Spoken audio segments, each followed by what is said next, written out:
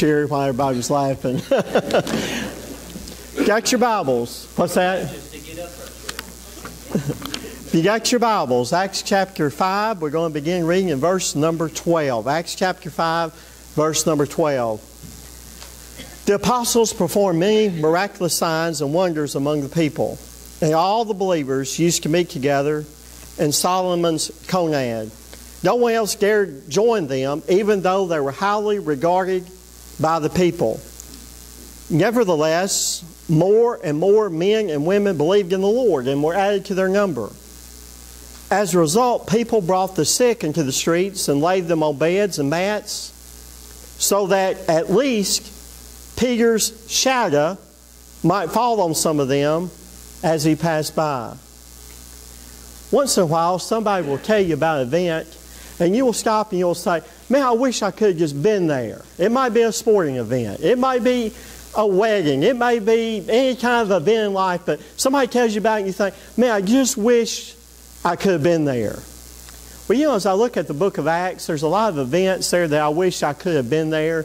When you think about the crucifixion of Christ, and after He ascended into heaven, there was about 500 men that watched Him ascend into heaven. So there's probably about 1,500 folks that watched Him ascend into heaven. Folks, I would like to have seen that. That would have been wonderful. But after He ascended into heaven, they didn't know what to do. So 120 of them met in the upper room and gathered together, and they began to pray. And then Acts chapter 2, Peter preaches. 3,000 folks were saved. Man, wouldn't you like to have been there? Seen that? And then you go on, and here we get in Acts chapter 5. The influence of the apostles and the disciples were so great that when Peter's shadow fell on some of those sick folks, they instantly became well. I would have liked to have seen that. In other words, when you got in Peter's shadow, you were healed. Now this morning, what is a shadow? What is a shadow? Well, shadow is really influence. So this morning I want to ask you a question. How long and how deep and how wide is your shadow this morning? In other words, it was the shadow of Peter. Apparently, Peter didn't have to say anything. He didn't have to touch them. He didn't have to do anything. It's just that when they passed by his shadow, they were healed. Now this morning, you have a shadow of influence. We're all this morning influenced by somebody else's shadow in life. What influences others? Well, it's fads and styles.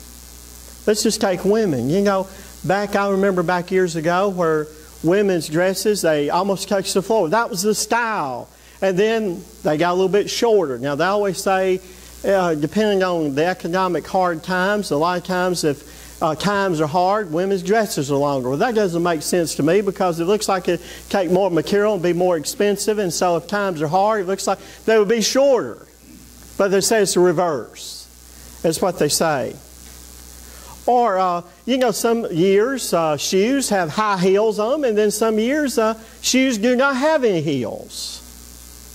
Well, have you ever thought about this? Who starts the fads? Think about it in baseball. You know, somebody one day, they turned the cap around backwards, and they called it a rally cap. Where did that come from? You know, everybody knows what a rally cap is, but who started that? Somebody had to start it somewhere.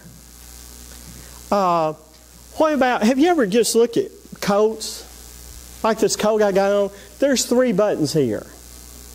You ever just stop and ask yourself, why are those buttons on your coat? Why are they there? What are they there for? Well, really, honestly, they don't serve any purpose. But I've got 3 buttons. No, actually, I got 4. I can't count, Luke.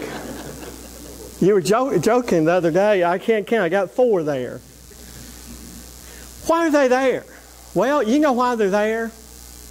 It's because back in the old British tradition years ago, they wore these long cuff sleeves, and when they sat down at the dinner table, what they would do is they would take that cuff off their sleeve, or their cuff off, and they would button it back to these buttons while they ate. But they're still there. Why? They serve no purpose. But they're there. Somebody started a fad or a tradition. or is somebody influencing someone else down through the years. Well, this influence probably goes back 300 or 400 years. Nobody even knew about it. I happened to read about it. But it's somebody influencing somebody else. You remember after the crucifixion, Peter spoke up and he said, I'm going fishing. Well, you know what happened? He influenced all the other disciples. They said, we're going to go with you. We'll go fishing with you. Somebody influencing someone else's one life, pulling against another life, or drawing another life in a certain direction. Now, so that's scads and files. Y'all remember back now, I was talking about women a while ago. Y'all remember back long hair? Men? You didn't see anybody, with their head shaved. But somebody started shaving their head. Somebody else said, well, hey, I like that. We'll cut their hair. Somebody else started growing their hair down long and said, hey, I like that. So everybody grew their hair longer. Now, somebody wants me to bring a picture, and I will bring it one day. I've been aiming to find it, but I just hadn't taken the time. But it's me with hair just, down. You just barely see the tip of my ears because Dad had a rule. He said it can't be over your collar, and we got to at least see part of your ear. So, you push it to the limit, But anyway, it's a picture of me with long hair and a beard. Now, to be honest with you, I look like Abraham Lincoln. I really did. That's what they call me, Abraham Lincoln, because I was so skinny and my face was skinny, They would always say, well, we're going to put a stovepipe hat on you and all that. But anyway, that was the style. That was the fad, And people, it drove some of the older folks nuts. And then somebody would say, well, Miss So-and-so, Jesus had long hair. And somebody one time said that, Miss So-and-so, Jesus had long hair. And they said, but Jesus looked good in long hair and you don't. But it's styles and it's fads and it trickles down and affects all of us at some point in our life. And so Peter's shadow, it was long, it was deep, and it was wide. And so this morning, how long and how deep and how wide is your shadow? Now we understand about the shadow because we understand how influence works throughout all of life. But I want to say just a few things. First of all, my shadow and your shadow is never neutral. It's never neutral. In other words, I'm not going to, people often say, well, I'm not going to speak out. I'm not going to take a side. But you know what Jesus said? Either you're what? For me? Or you're against me. So there's no neutral. In other words, there's no neutral ground. In the New Testament, you're going to find this word only twice in all the New Testament, and it's really translated charcoal fire. You're only going to find a charcoal fire twice in all the New Testament. Now, the first time was after, during the trial of Jesus. You remember the mock trial and all that of Jesus. And Peter, when Jesus was arrested, all the other disciples ran, except for Peter. And so Peter did not run, but he was in that courtyard warming his hands by the charcoal fire. He was not in there where Jesus was in the room. He did not have enough courage to go in there. So he kind of stood outside in the courtyard by the charcoal fire warming his hands while they were having all the mock trials of Jesus. So he did not run away like all the other disciples, and we have to give him credit. He was there, but he was not in there where Jesus was. But you remember as he was warming himself by that charcoal fire, 3 times he denies Jesus. 3 times he was asked, are you a follower of this man? Do you know this man? 3 times he said, no, I don't. And finally the 3rd time, if I recall this correctly, he began to curse. He began to curse, saying, I don't know this man. So that's the first time in Scripture you find a charcoal fire mentioned. But then there's a second time, and this is the only other time that you find a charcoal fire in all of the Bible. And we find that in John 21, after the resurrection. You remember the disciples were out in the boat and they were fishing, and Jesus prepared this breakfast by this charcoal fire. And just as Peter had denied Jesus 3 different times by that fire, Jesus gives Peter a chance to proclaim his love for him by this charcoal fire. And you remember 3 times Jesus looks at Peter and says, Peter, do you love me? And 3 times Peter spoke up and said, yes, Jesus, you know that I love you. And so there's restoration by that fire. And so what I'm trying to say this morning is Jesus does not allow us to take a neutral position. Our influence is never neutral. It's either a plus or it's a minus. But then also, many times, our influence is not noticed. You don't look around and say, hey, there's my shadow. Because most of the time, you don't notice your shadow. Now, the only time you might notice your shadow is on a bright sunny day when you're outside and you happen to look down and say, hey, there's my shadow. Most of the time, our shadow goes unnoticed. It's there, but we don't notice our shadow. That's the way it is with influence. We don't influence people when we stand up and try to influence people. There are men who will bring their family into a room and they'll say, okay, we're going to start going to church. You must be up by 9 o'clock in the morning and you got to be at Sunday school. You got to be at church. You got to be ready on time. You got to do all this thing. So here's that father taking his family room and telling them, you know, I'm doing all these things. He's saying, I'm influencing my family. Well, you may say it's about time. He may say it's about time I show some influence in my family's life. But what he doesn't understand is he's been showing influence even before that point.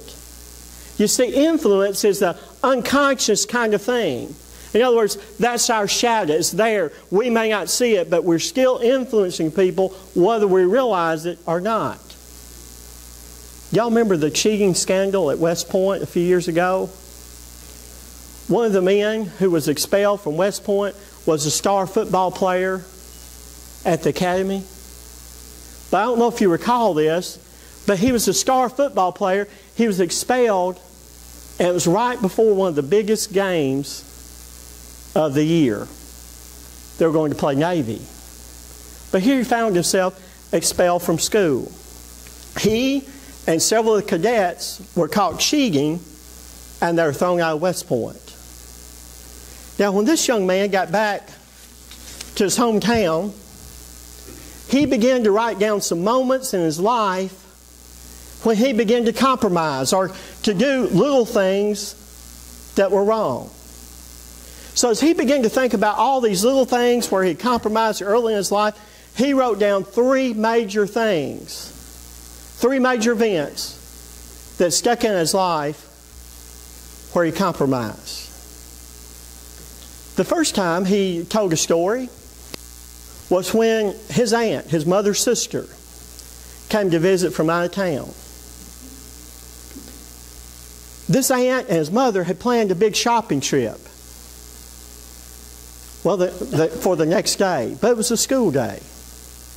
So he looked at his aunt, and we're going to call him John. John looked at his aunt and said, man, I wish I could go shopping with you and Mother tomorrow. She said, well, you can. You can. Just get your mother to write a note saying that you're sick.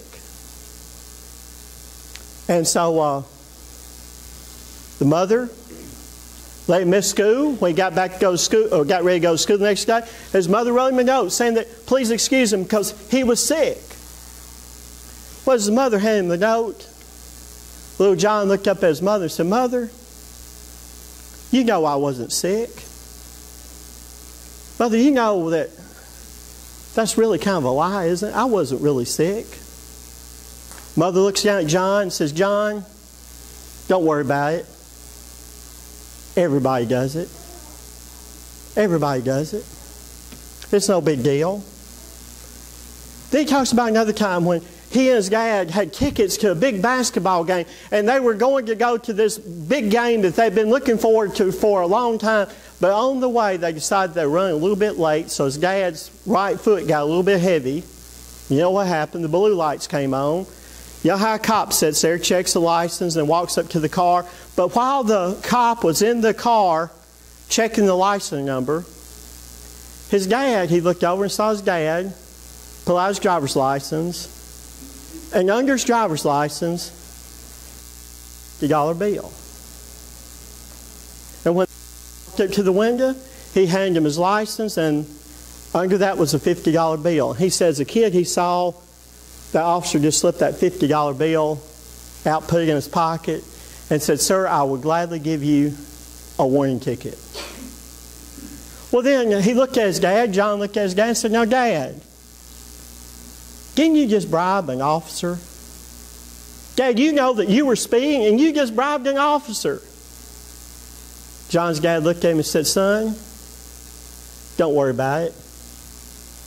Everybody else does it. Then he talks about the third time when he was in high school.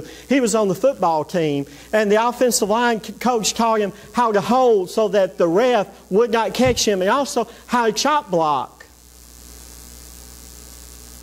Catch the ref not looking and throw a chop block. He said, now, coach, isn't that a 15-yard penalty? Son, if you'll do it the way I teach you to do it, you will never get caught. He said, now, coach, isn't that wrong? Son, you don't understand. Every football coach does this. And so John said, I had this big test. I had to pass it. A buddy came in the night before the test and said, guess what? I was on the internet. I'm wise on computers, and I was able to break into the college professor's computer. I have the exam. Here's the exam. We're going to pass this out, and all of us are going to pass with flying colors. He said, now wait a minute. That's not right. I took an oath when I came to the academy. His buddy looked at him and said, John, don't worry about that. Everybody does that.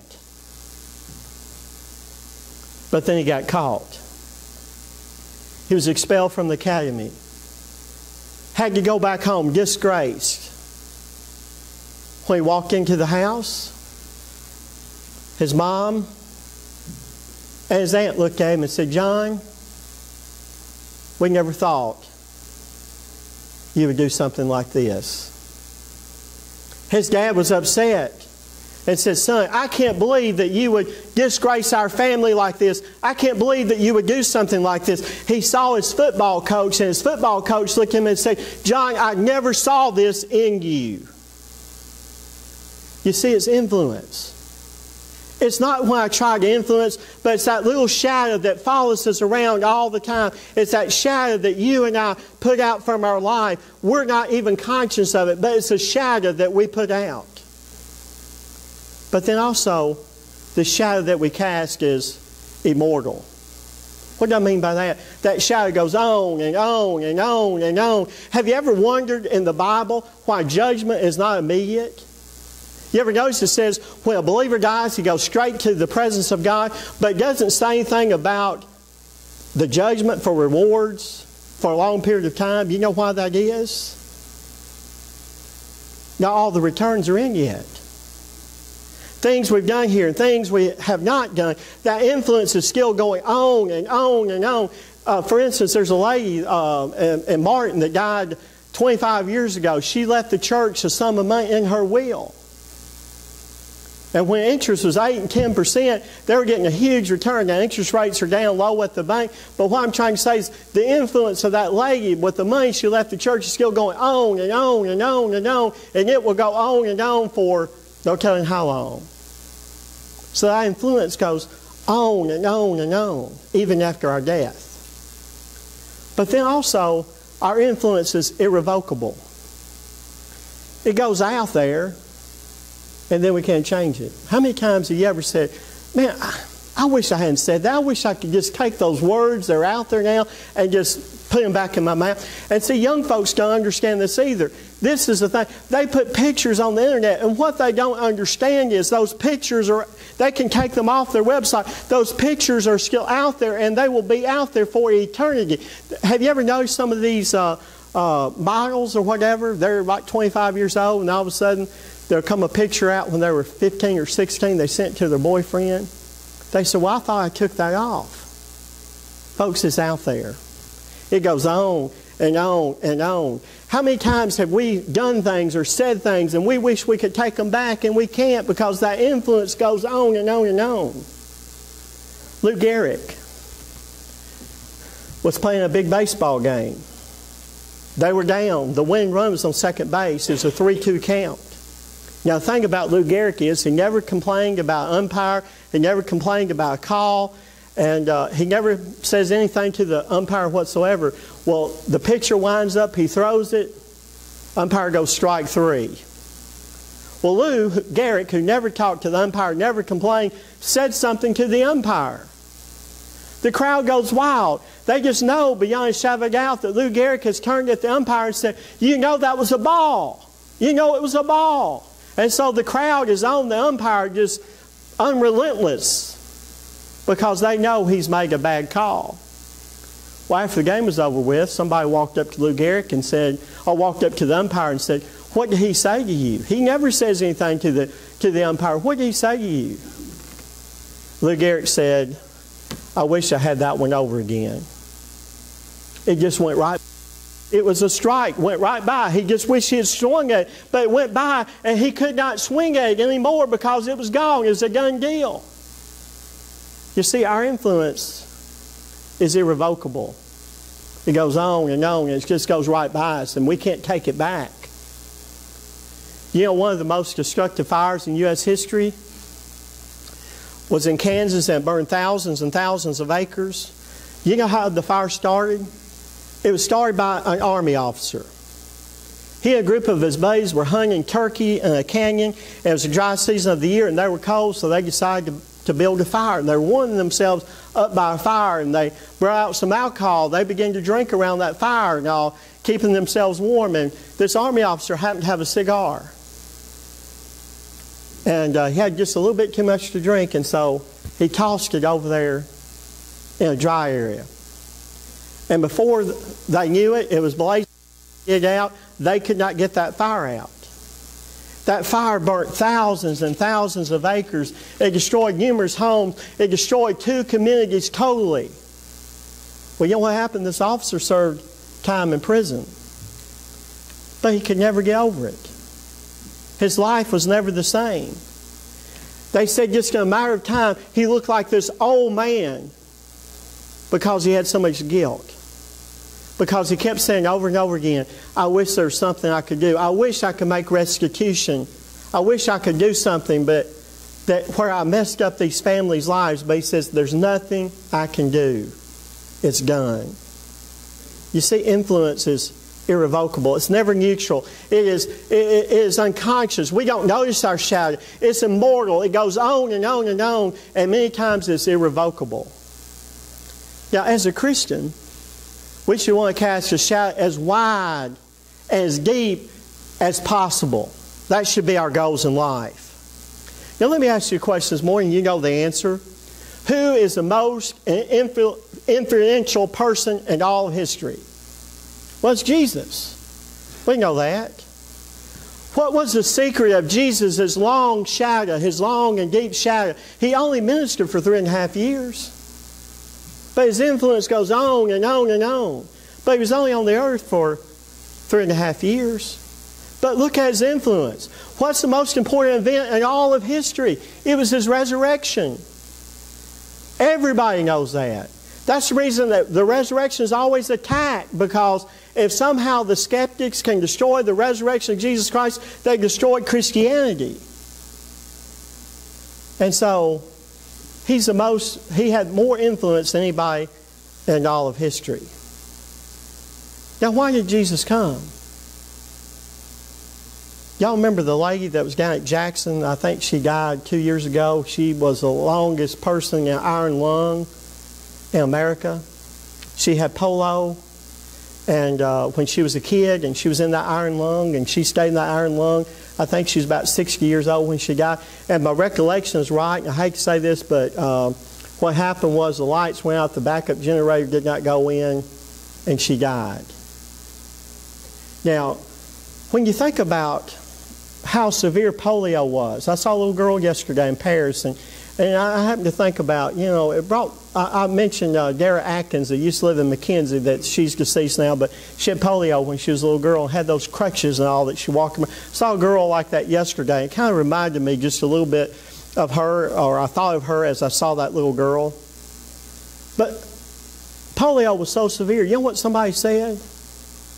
We better build a lot of iron lungs because a lot of folks out here are going to get polio.